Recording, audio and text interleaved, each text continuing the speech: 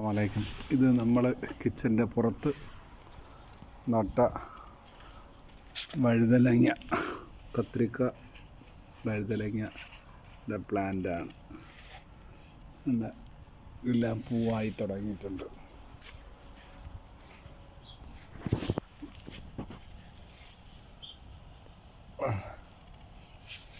പൂവായി തുടങ്ങി. തക്കാളിയുണ്ട്.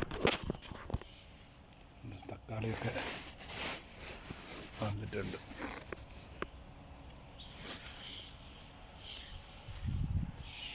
ജർജീർ,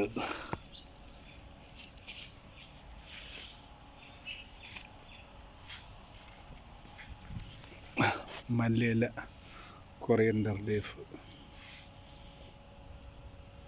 ഒരു ചെറിയ കൃഷിയാണ്. കറിവേപ്പില വെച്ച് പിടിച്ചിട്ടുണ്ട്.